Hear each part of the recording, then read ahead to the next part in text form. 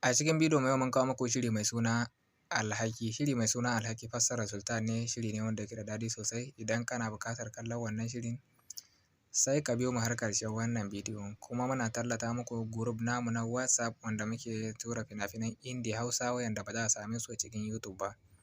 Idan kana buƙatar ka shiga wannan group namu wanda ake biyan kuɗi, za ka ɗauki wannan lambar wayar da muka ajiye sai mu yi maka ƙarin bayani. Idan kana son ka shiga sai a saka cikin wannan group, za ka iya samun fina-finan Indiya Hausa wayanda ba za a same su a cikin YouTube ba. Idan ka shiga wannan tsarin namu na group, kowane lokaci insha Allah akwai sabon fim a cikin wannan group. Yauwa idan kana buƙatar kallon wannan shiri mai suna Alhaki, mu shiga cikin YouTube kamar haka. Kwanakin baya mun kawo muku wani shiri mai suna Yankan Karfe. Shi ma wannan shiri mai suna Alhaki haka muka ɗora muku link ɗinsa. Idan kai sabon zuwa ne a nan za ka ga an rubuta subscribe ko yes abone, za ka danna mana subscribe. Sannan sai ka danna mana like zai bada ƙwarin gwiwa.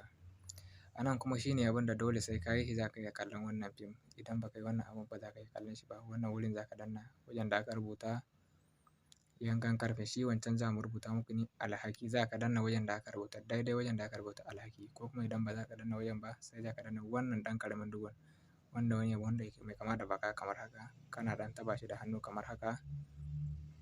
Za ka gani link zai bayyana nan. Wannan link ne na fim guda biyu amma shi wancan za mu ɗora muku link guda ɗaya saboda shi fim guda ɗaya ne full. Kana danna wannan link ɗin nan zai kai ka inda za ka je ka kalle shi cikin drive ba tare da ɓata lokaci ba.